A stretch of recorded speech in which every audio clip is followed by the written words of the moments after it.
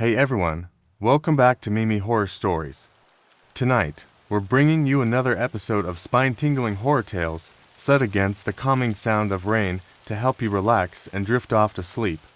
So, get comfortable, hit that like button, subscribe, and share your thoughts in the comments below. It was supposed to be a peaceful drive, a break from the monotony of city life. I took a route that promised solitude, away from the buzzing streets and constant noise. As the sun dipped below the horizon, I felt a growing sense of isolation. The highway stretched endlessly, bordered by nothing but dark fields and the occasional twisted tree. The desolate landscape was oddly mesmerizing, but as the twilight deepened, a creeping sense of unease began to gnaw at me. The emptiness was almost oppressive. I hadn't seen another vehicle in hours, and the silence was punctuated only by the hum of my engine and the rhythmic thud of my tires on the pavement. Then, out of the corner of my eye, I saw him, a figure standing by the roadside. At first, he was just a silhouette against the fading light.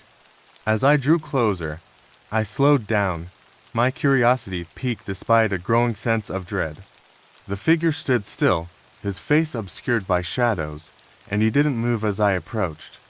His presence felt unnervingly static, like something out of a nightmare. I glimpsed his eyes, briefly dark, hollow pits that seemed to absorb the light. A shiver ran down my spine. My instincts screamed at me to keep moving, so I pressed the accelerator and sped away, eager to distance myself from the unsettling figure. The road ahead was dark, and the sense of isolation deepened. The road twisted and turned, the darkness deepening around me. My headlights cut through the gloom, revealing nothing but the endless stretch of asphalt. My thoughts kept drifting back to the figure by the roadside. What had he wanted? Why had he been standing there, motionless? Suddenly, in the distance, I saw headlights approaching. Relief surged through me at the sight of another vehicle. But, as it drew closer, I felt a rising panic. The car was the same make and model as mine, its headlights mirroring my own. My initial relief turned to dread as I realized the car was following me. Maintaining a steady distance, I tightened my grip on the steering wheel, my knuckles white with tension. The car seemed to be pacing me, its headlights a constant presence in my rearview mirror. The rhythmic thud of my tires felt like a heartbeat, echoing the growing sense of anxiety in my chest. The isolation of the road was suddenly oppressive, and I felt a chill of fear that I couldn't shake. Desperation clawed at me. I had to get away from this eerie shadow, this relentless pursuit. I decided to take a sharp turn onto a side road, hoping the twisting, narrow path would offer me an escape from my unwelcome follower. The side road was rough and overgrown, the branches scraping against the sides of my car like skeletal fingers. I drove as fast as I could, the engine roaring in protest as I navigated the uneven terrain. My headlights pierced the darkness, but the car behind me was still there, its lights glaring through the rearview mirror. The road seemed endless, winding through the dense trees and heavy underbrush.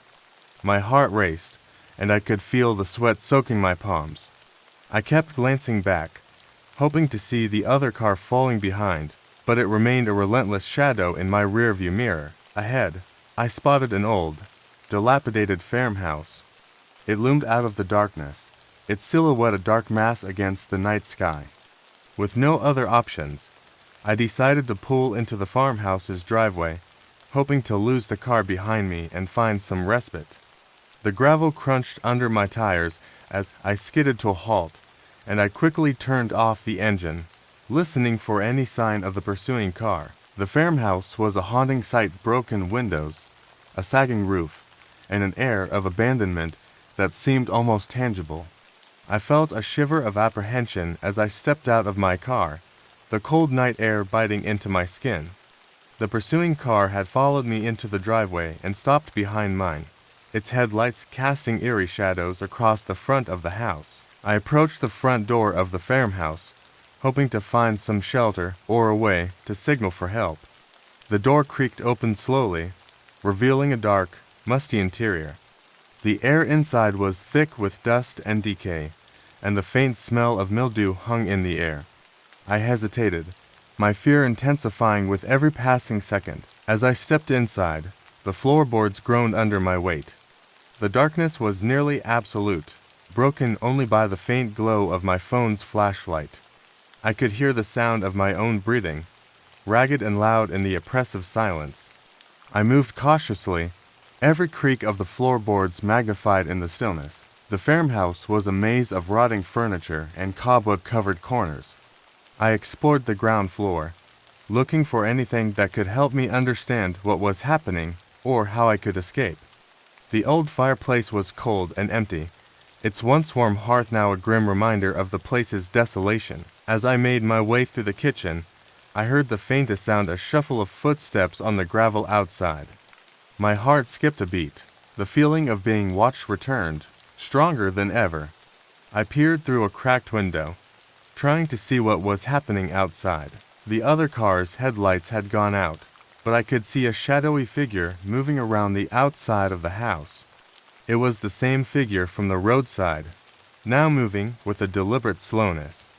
My fear turned to terror as I realized that this figure was not just a random stranger, but something far more sinister. The footsteps grew louder, coming closer to the house. I felt a surge of panic and decided to find a way to confront the figure or escape if necessary.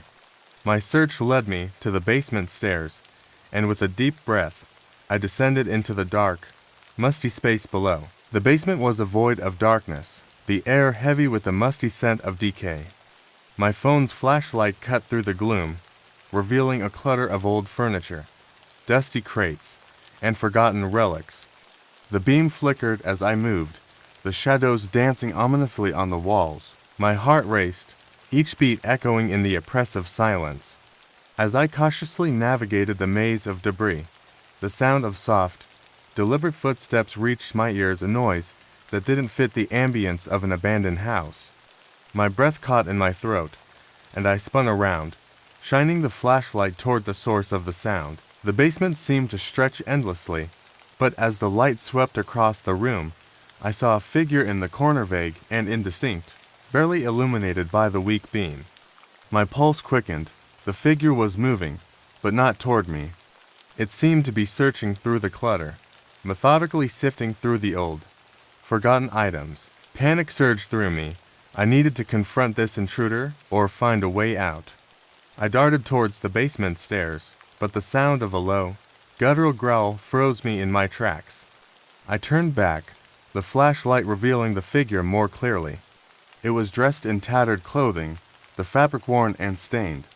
Its face was obscured by a dark hood, but the way it moved was unnervingly deliberate, almost mechanical. As the figure stepped closer, I could see its hands, pale and skeletal, with long, gnarled fingers. It was carrying something that glinted faintly in the dim light. The object seemed to be a knife, its blade catching the light in a cold, menacing glint. Desperation fueled my flight up the stairs. I stumbled over broken steps, my breaths coming in ragged gasps. The noise of my flight echoed through the house, mingling with the eerie silence that followed. I reached the top of the stairs and flung open the basement door, only to find it blocked by the figure's hulking silhouette. My heart pounded as I backed away, searching for another way out. The figure advanced slowly, the knife held low but clearly visible. My eyes darted around the room, desperate for any possible escape route. The old furniture and broken windows seemed to mock my helplessness. With a surge of adrenaline, I grabbed a rusty fireplace poker from the mantel and prepared to defend myself. The figure's hollow eyes, barely visible beneath the hood, locked onto mine. There was something almost calculating in its gaze, as if it was savoring my fear. I swung the poker, but the figure was unnervingly agile, sidestepping my clumsy strike. It lunged at me with a speed that belied its earlier sluggishness. I stumbled backward, my mind racing to find a way out. The knife flashed in the dim light, a terrifying promise of what was to come. In a desperate bid, I darted toward a side window, shoving aside the old, rotting curtain. The window was boarded up, but not entirely. I managed to pry a few boards loose and force my way through, my clothes ripping as I squeezed through the narrow opening. I tumbled out into the cold night air, gasping for breath. The farmhouse was behind me, and the dark figure was nowhere in sight. I stumbled away from the house, my heart racing with fear and exhaustion. The night was still, and the only sound was the distant rustle of leaves and the pounding of my own heartbeat. As I looked back, the farmhouse stood in silent darkness, a grim reminder of the terror I had just escaped. The figure was gone, but the fear it had instilled in me would linger long after. I knew I would never forget the chilling encounter or the relentless pursuit that had led me to that horrifying confrontation. Shivering in the cold night air, I stumbled away from the farmhouse, my mind reeling from the terror had just escaped. My heart pounded in my chest, and every shadow seemed to hide another lurking danger. The farmhouse, now a dark silhouette against the sky, was a grim reminder of the horror that had unfolded within its walls. The narrow, winding path I had taken led me through the thick underbrush. Branches clawed at my clothes and face, adding to the sense of entrapment and fear. The only sounds were the rustling leaves and my own ragged breaths. I couldn't shake the feeling of being followed, of something or someone lurking just beyond my sight. As I moved forward, the oppressive silence was broken by the sound of distant footsteps. Panic surged through me as I quickened my pace, my legs trembling with exhaustion. The footsteps grew louder, closer, and I dared not look back. Every creak of the underbrush seemed amplified, a haunting reminder of the figure's relentless pursuit. Finally, I broke through the trees and emerged onto a small, deserted road. My phone's GPS showed no signs of nearby towns or civilization. I knew I couldn't stay there. The farmhouse was still visible in the distance, a menacing reminder of the nightmare I had fled. Desperate and terrified, I walked along the road, hoping for a passing vehicle or some sign of life. The night seemed endless, and my fear was compounded by the eerie silence of the countryside. Each car that passed seemed to carry its own threat, and I waved frantically, praying for a ride or help. After what felt like hours, a pair of headlights finally appeared in the distance. Relief and trepidation washed over me as I flagged down the approaching vehicle. The car slowed and pulled over, and I saw the driver, a middle-aged man with a concerned expression. "Are you all right?"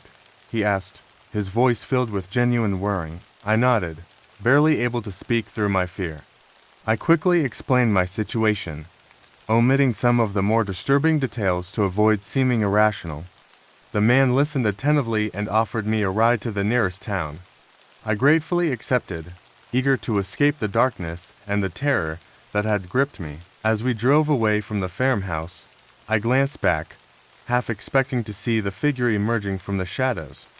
The road stretched ahead, illuminated by the car's headlights. The man spoke in soothing tones, trying to calm my nerves. His kindness was a small comfort in the midst of my lingering fear. But, as we drove, I couldn't shake the feeling of being watched. Every shadow seemed to hide a lurking menace, every rustle of the trees a potential threat. The farmhouse receded into the distance, but the terror it had instilled in me felt like an unshakable shadow. By the time we reached the nearest town, the first light of dawn was breaking over the horizon. Exhausted and shaken, I thanked the driver and made my way to a small diner. The warmth and light inside were a welcome relief from the cold, dark night. As I recounted the events to the diner's owner and a few early patrons, their faces reflected a mixture of concern and disbelief. They listened attentively, but I could see the skepticism in their eyes. I had expected this. My story was strange, and the fear I had experienced seemed almost too surreal to be believed. The hours passed slowly. I tried to collect my thoughts and regain some semblance of normalcy. But as I sat there, a nagging question lingered in my mind. Why had the figure targeted me? What was its purpose? The answers eluded me, and I felt a growing sense of unease. It was then that I noticed something chilling, a newspaper article pinned to the wall, detailing a series of disappearances in the region. The dates and descriptions matched the timeline of my encounter. The article mentioned a mysterious figure seen near the sites of these disappearances. My blood ran cold as I realized that the horror I had experienced was part of a larger, more sinister pattern. The realization hit me like a thunderclap. The figure that had pursued me, the fear that had gripped my every moment, it was not just a random encounter, but part of a disturbing trend. The desolation I had felt was not just an eerie setting, but a prelude to something far more frightening. The nightmare was far from over, and the unsettling truth left me with a profound sense of dread and unanswered questions. I had always loved exploring abandoned places, driven by a mix of curiosity and the thrill of the unknown. When I stumbled upon an old, decrepit mansion online, located deep in the countryside, it seemed like the perfect next adventure. The mansion was rumored to be a once grand estate now overrun by nature, a haunting relic of the past. The address led me to a remote area, far from any nearby towns.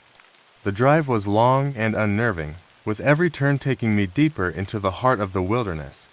As dusk settled, the mansion finally came into view, a dark silhouette against the fading light.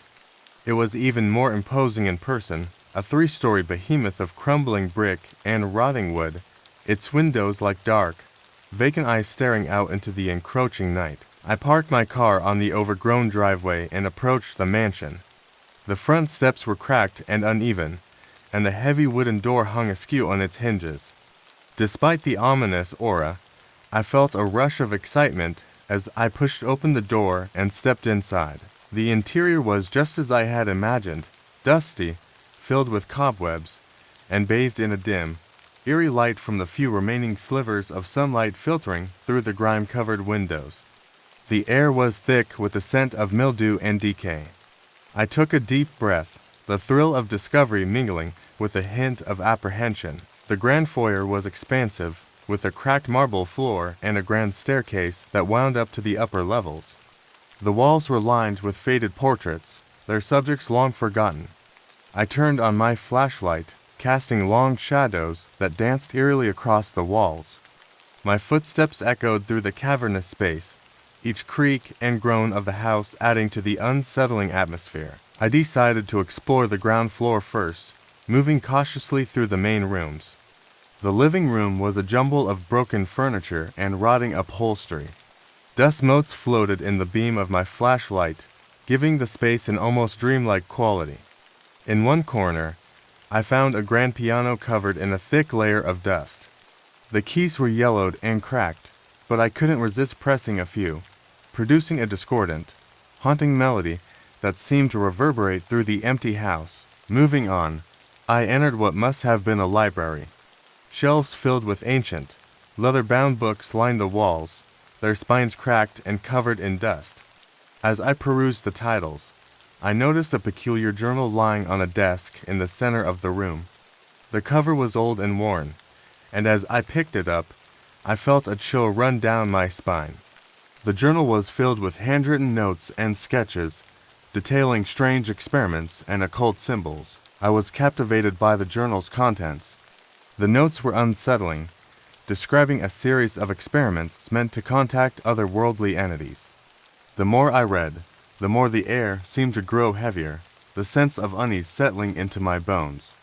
The drawings depicted grotesque symbols and diagrams that made no sense to me, but they exuded an undeniable aura of malevolence. I decided to take a break and explore the mansion's other rooms.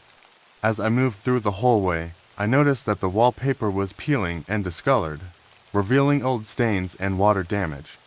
The further I ventured, the more I felt as if I was being watched. The sensation was subtle but persistent, a prickling at the back of my neck that I couldn't quite shake. My flashlight beam flickered over a door slightly ajar. I hesitated for a moment before pushing it open. Inside was a bedroom, its once grand furnishings now covered in dust and mold.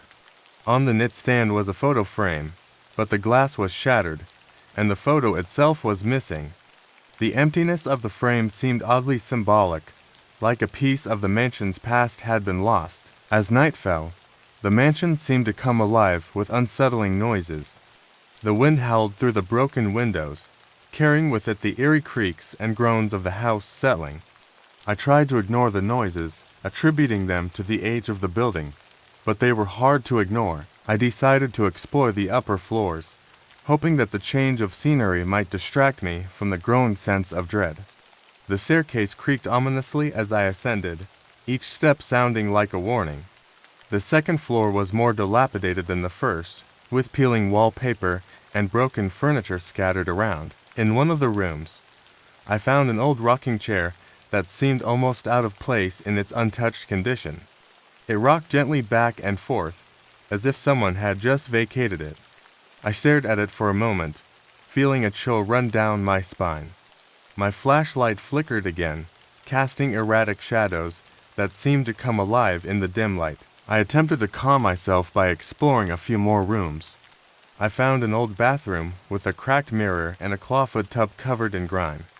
The sight of the bathtub, with its stained and rusted interior, sent a shiver through me.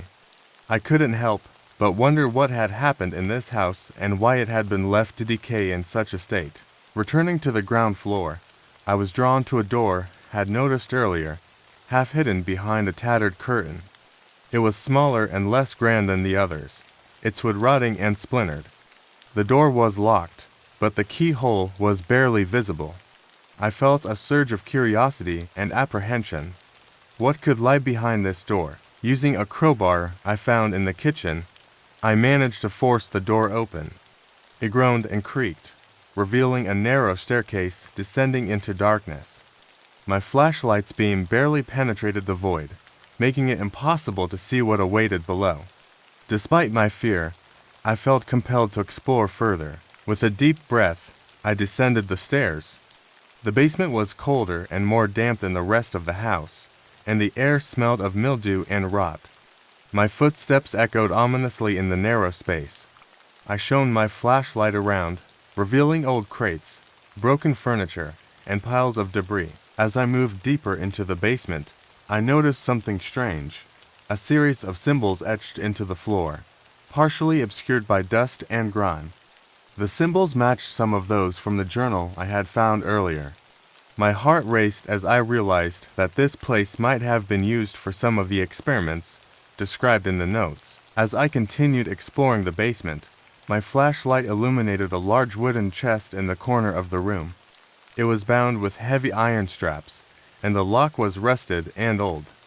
The chest was covered in dust, and the air around it felt strangely heavy. With a sense of trepidation, I managed to pry open the lock using the crowbar. The lid creaked as it opened, revealing a pile of old, yellowed documents and strange artifacts. The documents were handwritten and appeared to be accounts of rituals and ceremonies. Among them were photographs of people, their faces blurred and distorted, as if deliberately obscured. I picked up one of the photographs, my hands shaking. The faces in the photo were indistinguishable, but the expressions were eerily similar, fearful, desperate.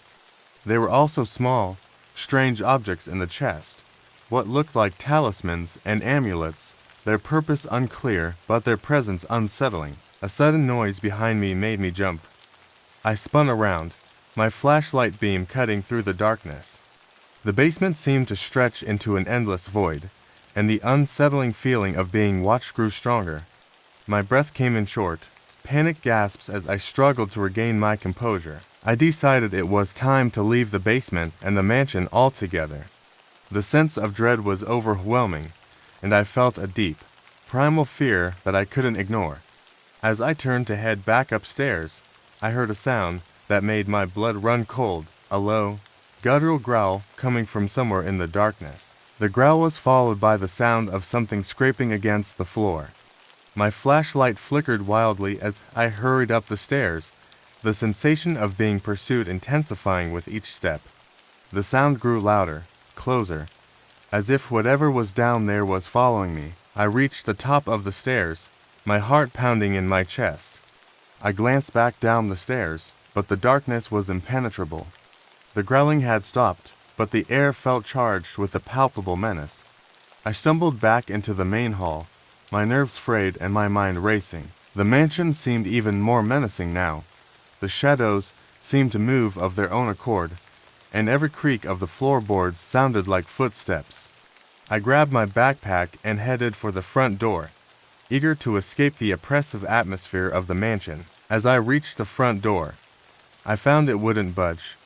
The handle was stuck, and no amount of force would open it. Panic surged through me. I was trapped. The sounds of the growling and scraping had stopped, but the fear remained. I tried to calm myself and think rationally. There had to be another way out.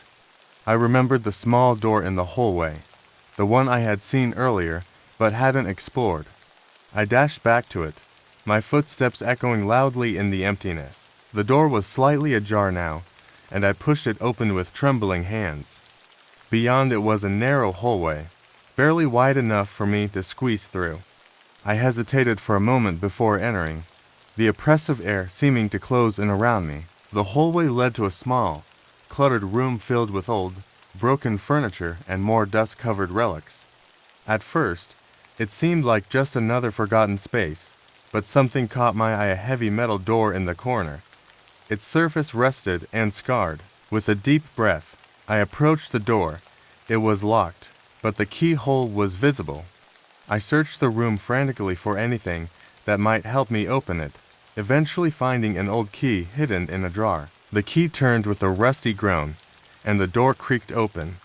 What lay behind it was both fascinating and horrifying. The room was a makeshift laboratory, filled with old, strange equipment and jars containing eerie, preserved specimens. The walls were covered in diagrams and notes, the same symbols I had seen in the basement. I scanned the room, feeling an overwhelming sense of dread. On a table in the center was a large book, bound in dark leather and adorned with cryptic symbols. As I reached for it, I noticed a large mirror on the opposite wall. The reflection seemed distorted, and for a moment, I thought I saw a shadow moving behind me. I turned around quickly, but the room was empty. My flashlight flickered again, and I felt a cold sweat break out on my forehead.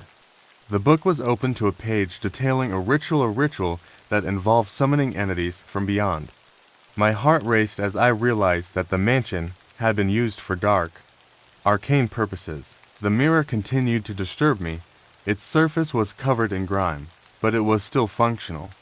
I approached it cautiously, trying to steady my breathing. As I looked into it, I noticed something unsettling. A faint, dark shape seemed to move behind me, just out of the frame of the reflection. I spun around, but the room remained as it had been, empty and silent. My nerves were frayed, and I could feel a mounting sense of paranoia. The mirror's reflection seemed to hold something beyond the physical realm, a glimpse into another world, or a twisted version of reality. I tried to focus on the book, but my thoughts kept drifting back to the mirror. The sensation of being watched grew stronger, and every shadow seemed to hold a potential threat. I glanced back at the mirror, and the dark shape was still there, growing slightly more distinct. Desperate to make sense of it, I picked up the book and started flipping through its pages. The diagrams and symbols were increasingly disturbing, their meanings obscure but clearly tied to dark rituals. The more I read, the more I felt an almost palpable sense of malevolence. Suddenly, the mirror's surface seemed to ripple, and the dark shape behind me moved closer. I could no longer ignore the growing dread that something was wrong. I quickly closed the book and backed away from the mirror, my flashlight casting frantic beams of light around the room. I decided to leave the laboratory and return to the main hall, hoping to regain my composure. As I exited the room, I noticed that the small door I had used to enter was now shut tightly. The hallway seemed to stretch endlessly, and I felt a growing sense of claustrophobia. Navigating my way back to the main hall was difficult, and the mansion seemed to have transformed into a labyrinth of shifting shadows. Every corner I turned revealed another empty room or a corridor leading to nowhere. My flashlight's beam seemed to waver and weaken, as if it was struggling against the oppressive darkness. Finally, I found myself back in the main hall. The front door remained stubbornly closed, and the fear that had been building was now nearly overwhelming. I glanced around, desperately seeking any signs of escape. The mansion's layout was increasingly disorienting, and I felt a sense of being trapped in a nightmarish maze. The house seemed to pulse with a malevolent energy, and the shadows seemed to close in around me. The distant sound of a door creaking open made me jump, but when I turned to look, there was nothing there. My senses were on edge, and every sound felt amplified in the oppressive silence. In a last-ditch effort to find a way out, I explored the main hall more thoroughly. Behind a large, dusty curtain, I discovered a small, hidden door I had missed earlier. The door was barely noticeable, blending in with the surrounding wall. With trembling hands, I opened the door and found a narrow staircase leading downward. The steps were steep and covered in dust, and the air grew colder as I descended. My flashlight's beam illuminated a narrow passage lined with old pipes and cobwebs. The passage led to another hidden room, smaller and more cramped than the others. It was filled with old, forgotten belongings, old trunks, broken furniture, and stacks of yellowed newspapers. I sifted through the clutter, hoping to find something useful or, at the very least, a sign of a way out. Among the items, I found a small, locked chest. My heart raced as I tried to open it, but the lock was rusted and stubborn. I searched for a key but found nothing. Frustrated, I considered abandoning it, but something about the chest drew me in. It felt like an important piece of the puzzle. Suddenly, I heard a sound that made my blood run cold, the unmistakable sound of footsteps echoing in the passageway. My flashlight flickered, and I felt an icy chill creep up my spine. I turned off the light and pressed myself against the wall, straining to hear any further noises. The footsteps grew louder, closer. My heart pounded in my chest, and I fought to stay silent, hoping that whoever or whatever was approaching would pass by. The sound of the footsteps came to a sudden halt, and an eerie silence filled the passageway. I waited in the darkness, my breath coming in shallow gasps. The silence was unnerving, and I felt a growing sense of dread. After what felt like an eternity, I cautiously turned on my flashlight and peered around the corner. The passage was empty, but the sense of being watched was palpable. I decided to leave the hidden room and return to the main hall, but as I made my way back, I realized that the mansion's layout had shifted once again.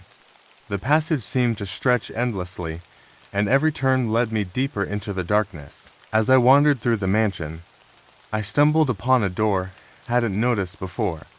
It was smaller and more ornate than the others, with intricate carvings that seemed to depict scenes of ritualistic ceremonies. My heart skipped a beat as I reached for the handle, which turned with a rusty groan. The room inside was dimly lit by a single, flickering bulb hanging from the ceiling. It was filled with strange artifacts and occult objects, old books, strange symbols etched into the walls, and what looked like ceremonial robes. The air was thick with dust, and the sense of foreboding was almost tangible. In the center of the room was an altar covered in strange symbols and markings. Candles burned low, their wax dripping onto the floor. My flashlight revealed a series of notes and drawings scattered across the altar. The drawings were disturbing, depicting grotesque creatures and rituals designed to summon dark forces. The more I explored, the more I felt the oppressive weight of the room. The atmosphere was charged with a dark energy, and I could almost hear the faint whispers of long-forgotten incantations. The sense of being watched grew stronger, and I felt a growing sense of panic. I discovered a hidden compartment beneath the altar, containing a set of old, leather-bound journals. The journals were filled with meticulous notes about the experiments conducted in the mansion. They described ritualistic practices and the summoning of entities from other realms. The more I read, the clearer it became that this mansion had been a site of dark and forbidden knowledge. The journals detailed encounters with entities that defied human comprehension. The descriptions were chilling, filled with accounts of people going mad or disappearing under mysterious circumstances. The fear that gripped me was now a tangible, almost physical presence. I found a particularly disturbing entry that mentioned a ritual intended to merge the physical and supernatural realms. The description was vague, but suggested that something was meant to be summoned or trapped within the mansion. The realization that this place was not just a relic of the past, but a site of ongoing malevolent activity filled me with terror. As I continued to read, I heard the sound of footsteps again, this time much closer. My flashlight flickered and died, plunging me into darkness. I fumbled with the batteries, my heart racing as I tried to stay calm. The footsteps grew louder, and I could feel the oppressive weight of something malevolent approaching. In the pitch black, every creak of the floorboards and whisper of the wind seemed amplified. The footsteps moved with purpose, their rhythm echoing in the confined space. I felt a cold draft, and a sudden chill ran down my spine. I finally managed to get my flashlight working again, and the beam cut through the darkness. What I saw made my blood run cold. A shadowy figure stood in the doorway, its outline barely discernible, but radiating a palpable aura of menace. The figure was tall and shrouded in darkness, its presence seeming to absorb the light around it. I could feel its gaze piercing through me, and the air grew colder. My instinct screamed at me to run, but my legs felt like lead. I backed away slowly, trying to make sense of the apparition before me. The figure remained still, watching me with an almost sentient malevolence. The whispers in the room seemed to grow louder, coalescing into a haunting chant that sent shivers through my entire body. Desperate to escape, I turned and fled from the room, my flashlight beam cutting a frantic path through the darkness. The mansion's labyrinth in corridors seemed to shift and stretch, making every turn a potential trap. My breath came in ragged gasps, and the oppressive fear was almost overwhelming. I raced through the mansion, trying to find a way out. The sense of being hunted was inescapable. The footsteps seemed to follow me, growing louder with every frantic step. I burst into the grand hall, but the front door remained locked, its ominous silence a cruel reminder of my predicament. The mansion seemed to close in around me, the shadows growing darker and the air more suffocating. My flashlight flickered erratically, casting long, distorted shadows that seemed to reach out for me. I tried to force the front door open, but it wouldn't budge. Panic surged as I realized I was trapped. In a final act of desperation, I decided to head back to the basement, hoping to find another way out. The staircase to the basement was as daunting as ever, but I had no other options. As I descended, the sense of dread grew stronger, and the cold air seemed to seep into my bones. The basement was just as I had left it, but the strange symbols on the floor seemed more menacing now. The growling noises from earlier had returned, echoing through the confined space. I could feel a presence lurking just beyond the edge of my flashlight's beam, watching and waiting. I noticed that the symbols on the floor were arranged in a pattern that matched some of the diagrams in the journal. Desperation drove me to try and understand them, hoping they might hold the key to my escape. The journal described a ritual intended to open a portal, and the symbols seemed to be part of the summoning circle. As I examined the symbols, I heard a sound that made my blood run cold, a low, guttural chant echoing through the basement. The sound seemed to emanate from the walls themselves, growing louder and more insistent. I could see shadows moving along the walls, though there was no source of light. The growling noises grew more intense, and the air seemed to crackle with dark energy. I felt a presence closing in on me, its malevolence almost palpable. The ritual described in the journal spoke of binding an entity to this world, and I feared that the mansion itself was acting as a conduit. Suddenly, the symbols on the floor began to glow with a faint, eerie light. The room was filled with a blinding flash, and I was thrown backward, hitting the cold floor with a painful thud. My flashlight went out, leaving me in complete darkness. To life, the basement was transformed. The symbols on the floor were now a vibrant, pulsating glow, casting an eerie light across the room. The air was charged with an oppressive energy, and the sense of dread was almost overwhelming. In the center of the ritual circle stood the shadowy figure I had seen earlier. It was no longer just a vague outline, it was a solid, menacing presence. Its form was shifting and writhing, as if struggling to maintain its shape. The figure seemed to be drawing power from the symbols, its dark aura growing more intense. I realized that the mansion was not just haunted, it was a gateway for something far more sinister. The rituals performed here had created a conduit between our world and an otherworldly realm. The figure was a manifestation of the dark forces that had been summoned, and it was growing stronger by the moment. Fear surged through me as I understood the gravity of my situation. The mansion had become a prison, and the rituals had bound the entity to this place. I was trapped in a nightmarish reality, and my only hope of escape was to find a way to close the portal and break the entity's hold on the mansion. I searched the basement for any clues that might help me undo the ritual. The journals and notes offered little practical guidance, their descriptions of the rituals too cryptic and arcane.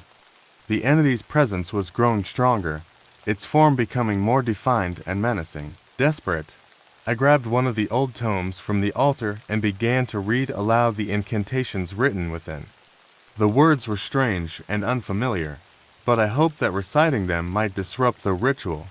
As I chanted, the glowing symbols on the floor began to flicker and pulse erratically. The shadowy figure writhed in agitation, its growls growing louder and more intense. The air grew colder, and I could feel the oppressive weight of the entity's rage. I continued chanting, my voice trembling but determined. With a final, resonant chant, the symbols flared brightly and then collapsed into darkness. The figure let out a deafening roar, its form dissipating into a swirling mass of shadows. The basement was suddenly silent, the oppressive atmosphere lifting. Exhausted and shaken, I made my way back to the main hall. The mansion felt different now, quieter, as if the dark presence had been banished. The front door was still locked, but I managed to force it open and step outside. The first light of dawn was breaking over the horizon, casting a pale light on the overgrown grounds. I stumbled to my car, my mind reeling from the night's events. The mansion loomed behind me, a dark silhouette against the morning sky.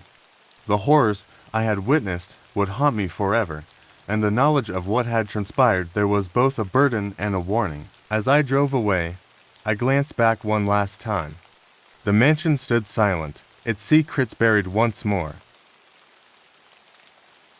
I had been on the road for hours, driving through the night to reach my destination by morning. Fatigue was setting in, and my eyes were starting to blur. As I drove down a desolate highway, a flickering neon sign caught my eye, a roadside motel. Relieved to find a place to rest, I decided to pull over for the night. The motel looked worn and dated, but I was too tired to care. As I walked into the lobby, the receptionist gave me an eerie smile that sent a chill down my spine. The place was eerily quiet, and the dim lighting did little to dispel the shadows lurking in the corners. Just one night, I said, handing over my credit card. The receptionist nodded, silently handing me a key. I couldn't shake the feeling that something was off, but exhaustion won out over my unease. As I made my way to my room, I passed a few other guests. They avoided eye contact, their expressions vacant and almost lifeless. I shrugged it off, attributing it to the late hour. Once inside my room, I locked the door, hoping for a few hours of uninterrupted sleep. However, sleep did not come easily. I was awakened by the sound of muffled screams and hurried footsteps echoing through the thin walls. I sat up in bed, straining to listen. The noises seemed to come from the room next to mine. My heart raced, but I tried to convince myself it was just my imagination. Curiosity got the better of me. I decided to investigate, hoping to find a rational explanation for the disturbing sounds. As I stepped out into the dimly lit hallway, I noticed a faint light coming from under the door of the room next to mine. The door was slightly ajar. Peering inside, I saw what looked like a storage room filled with strange, ritualistic symbols drawn on the walls. In the center of the room, there was an altar with candles flickering around it. My blood ran cold as I realized this wasn't just any motel. It was a front for something far more sinister. I backed away from the room, my pulse pounding in my ears. Suddenly, a door at the end of the hallway creaked open,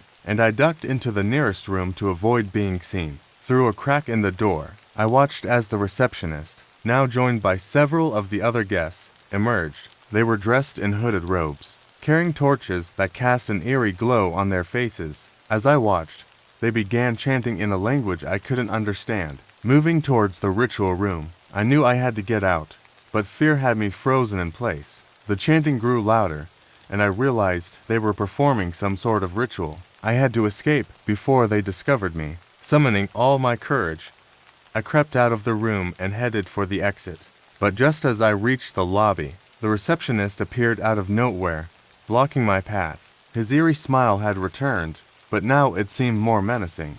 Before I could react, I felt a sharp pain in my neck and everything went black. When I awoke, I was tied to a chair in the middle of the ritual room. The other guests were gathered around, chanting louder and faster. The receptionist, now dressed in ceremonial robes, stood before me holding a ceremonial dagger.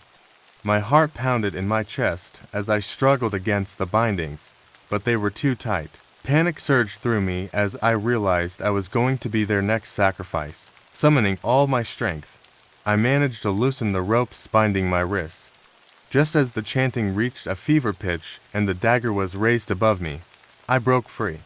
I grabbed the nearest candle and swung it at the receptionist, causing him to stumble back in surprise. Using the chaos to my advantage, I bolted out of the room and down the hallway.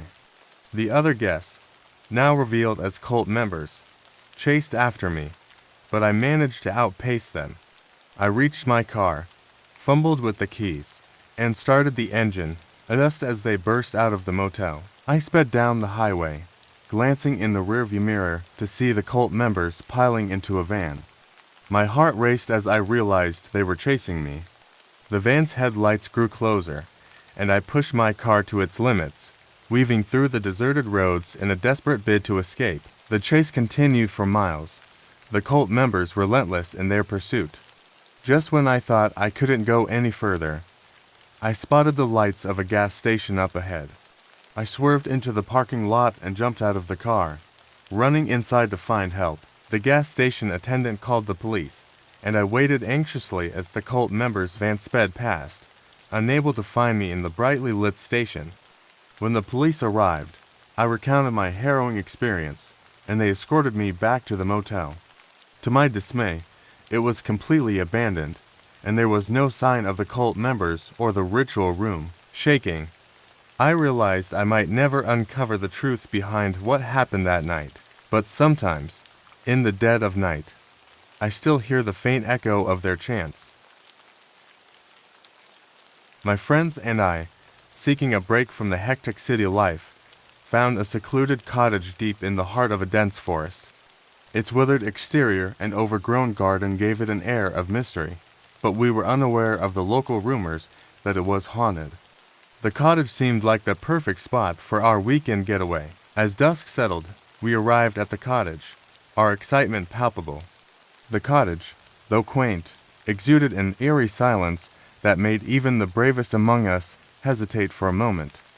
One of us joked about ghost stories told around campfires, dismissing the idea of the place being haunted. We settled in quickly, unpacking our supplies and making ourselves at home. I lit a fire in the old stone fireplace while two of my friends explored the rooms upstairs. Another friend, always curious, started researching the history of the cottage using old books left behind by previous visitors. As night fell, strange occurrences began. Soft whispers echoed through the cottage, too faint to discern their origin.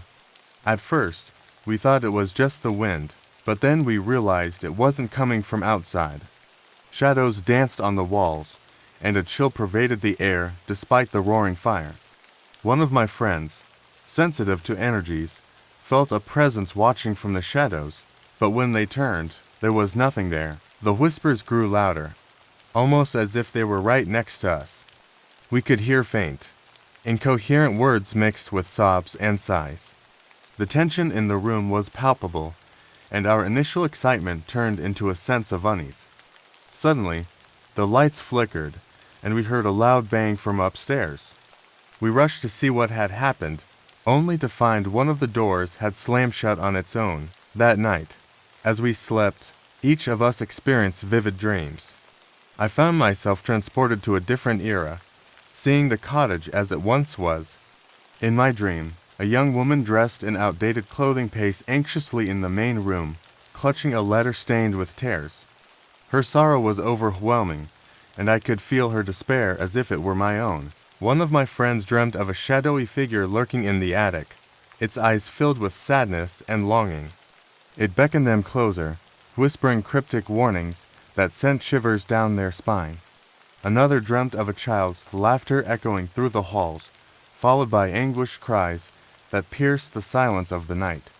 They awoke with tears streaming down their cheeks, unable to shake the feeling of sorrow that clung to them. The skeptic among us found themselves in a dreamless sleep, but even they couldn't deny the unease that settled in their chest upon waking. The dreams were too vivid, too real to be mere figments of our imagination. The following day, while exploring the attic, we stumbled upon an old, tattered diary hidden beneath a loose floorboard. Its pages were yellowed and fragile, filled with the desperate scrawls of someone who had lived in torment. As I began to read aloud, an icy wind swept through the room, causing the candles to flicker and casting eerie shadows on the walls. Suddenly, the room grew colder, and we heard a soft crying sound coming from the corner. We turned to see a translucent figure of a woman, her face contorted with grief. She reached out towards us, her eyes pleading for help. The crying grew louder, and then we heard footsteps echoing through the house, as if someone or something was approaching. The walls seemed to close in on us, and a sense of dread washed over the group. We could feel the spirits' anguish and anger, their presence almost tangible.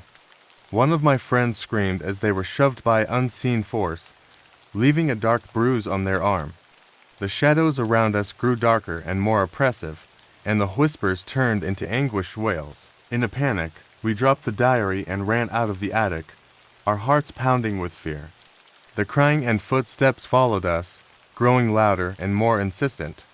We didn't stop until we reached the front door, flinging it open and sprinting to our car. We piled in, trembling and breathless, and sped away from the cottage, not daring to look back. As we drove away, the cries and whispers faded into the distance, but the fear and dread lingered. None of us spoke a word, each lost in our own thoughts, haunted by the experience. It was a cold, clear night when my partner and I decided to drive to the countryside. We had been feeling the pressures of our hectic lives and hoped the quiet of the countryside would offer a much-needed escape. The drive started off pleasantly, with soothing music and laughter filling the car. The city lights gradually faded into the distance, replaced by the dark silhouettes of trees and rolling hills. As we ventured further, the sky began to cloud over unexpectedly. A dense fog rolled in, enveloping the road in a ghostly shroud. Visibility plummeted, and I tightened my grip on the steering wheel, trying to navigate the winding road. My partner glanced nervously out of the window. This fog came out of nowhere, they remarked, their voice laced with concern. It's like something from a horror movie. I attempted to reassure them, it's just fog, we'll be fine. Suddenly, through the thick mist, a figure appeared on the roadside. It was a woman, her appearance ethereal and ghostly, with a flowing white dress and long, dark hair that seemed to float in the fog. She stood motionless, her face obscured by the mist. My partner gasped, "Stop the car." I slammed on the brakes, and the car screeched to a halt. The figure moved closer, her ghostly form becoming clearer. The fog pressed in, and the temperature inside the car dropped noticeably. We exchanged anxious glances. The woman reached the car and looked in through the window. Her eyes were dark voids, and her expression was one of deep sorrow. She seemed to be pleading for help, her lips moving without sound. I rolled down the window slightly, trying to understand. "Are you okay? Can we help you?" The woman's form began to waver and shift. Her face contorted with anguish, and she tried to speak, but her words were lost in the fog. The mist swirled around us, growing denser, and her presence became almost overwhelming. Suddenly, the woman's form flickered and began to fade. Her expression turned from sorrow to something more menacing, as if she was trying to convey a warning. With one final, mournful gaze, she vanished into the fog, leaving us in stunned silence. Shaken but determined to continue, we resumed our drive. The fog seemed to be lifting, but the interior of the car remained icy, and the atmosphere was thick with unease. I felt a creeping sense of being watched. As we drove, my partner glanced into the rearview mirror and froze. For a brief moment, they saw the ghostly woman's reflection in the back seat. Their heart raced, and they turned to look behind, but the seat was empty. "I think we're not alone," my partner said, their voice trembling. I glanced back, trying to reassure them. "It's probably just the fog playing tricks on us. We're almost out of it." The ghostly presence made itself known again as a chilling draft swept through the car. The temperature plummeted, and the faint sound of a sorrowful wail filled the vehicle. Our breath became visible, and the car's windows began to fog up from the inside. My partner turned around again, and this time, the ghostly woman was clearly visible in the back seat. Her eyes were dark voids, and she seemed to be reaching out towards us. Her presence was both terrifying and heart-wrenching. I slammed on the brakes, and the car screeched to a halt. My partner's face went pale as they looked back. "She's in the car with us." The ghostly woman's form grew more solid, her face twisted in pain. She raised a translucent hand, and the coldness in the car intensified. Her presence was overwhelming, and we felt an almost suffocating sense of despair. Without warning, the ghostly figure vanished. The temperature returned to normal, and the car's windows cleared. The fog outside had dissipated almost completely, and the road was visible once more. We were left in stunned silence, our breaths coming in quick, uneven gasps. We exchanged fearful looks, the reality of our encounter sinking in. It was supposed to be the perfect escape, a camping trip with friends in a beautiful, remote forest. The setting was idyllic, tall trees, a gentle breeze, and the distant sounds of nature. We were 8 in total, each of us excited to spend a weekend away from the hustle and bustle of daily life. We set up our camp as the sun began to set, laughing and enjoying each other's company. The forest was breathtaking. The canopy overhead allowed just enough sunlight to filter through, casting a serene glow on the forest floor. The air was crisp and fresh, filled with the earthy scent of pine. We gathered around the campfire, roasting marshmallows and sharing stories, our spirits high and our worries far behind us. But as night fell, a strange silence settled over the forest. The usual nighttime sounds of wildlife were missing. The gentle rustling of leaves seemed to grow more pronounced, almost as if the forest was holding its breath. Around midnight, a deep, guttural growl shattered the silence. The sound was chilling and primal, sending a wave of unease through the group. We exchanged nervous glances, trying to make light of the situation. "Probably just an animal," someone suggested, though their voice wavered slightly. One of us decided to investigate, venturing into the dark forest with a flashlight. The rest of us watched anxiously from the camp, the flickering light of the flashlight barely cutting through the dense darkness. Minutes later, we heard a horrifying scream. It was a sound that sent shivers down our spines, abruptly cut off by a bone-chilling silence. The flashlight's beam was gone, swallowed by the impenetrable blackness. Panic erupted. We scrambled to our feet, our hearts pounding. The growls grew louder and more frenzied, and then we saw a massive bear, its eyes glowing with a terrifying intensity. The bear charged at us with an astonishing speed. The forest, once so beautiful and serene, had turned into a nightmarish trap. We tried to run, our feet slipping on the uneven ground as we dashed through the trees. The bear's roar was deafening, and its powerful paws crashed through the underbrush.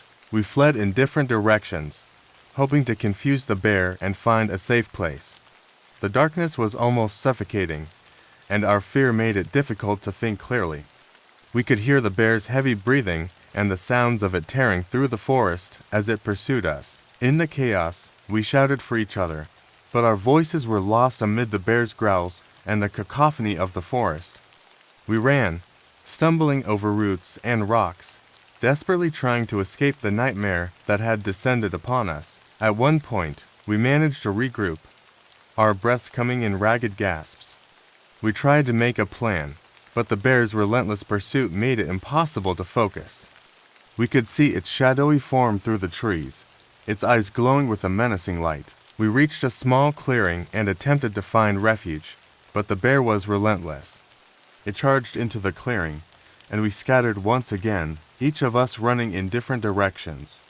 The forest, which had seemed so inviting and tranquil hours earlier, had become a place of terror. As the night wore on, the bear's attacks grew more intense. We were exhausted, our fear pushing us to our limits. We tried to stay together, but the bear's sheer size and strength made it impossible to protect everyone. Eventually, we realized that one of our friends was missing. The bear's rampage had taken a toll on us, and in the chaos, we had lost track of one of our own. We searched frantically, calling out their name, but there was no response. The forest seemed to mock our desperation with its oppressive silence. By dawn, the bear had retreated, leaving behind a scene of devastation. We were shaken and traumatized, our once peaceful camping trip now a nightmare. The missing friend was nowhere to be found.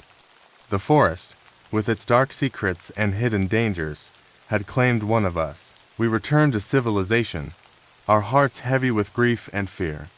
The beautiful forest we had once admired had turned into a place of horror, and the loss of our friend left an indelible mark on our souls. The memory of that night would haunt us forever,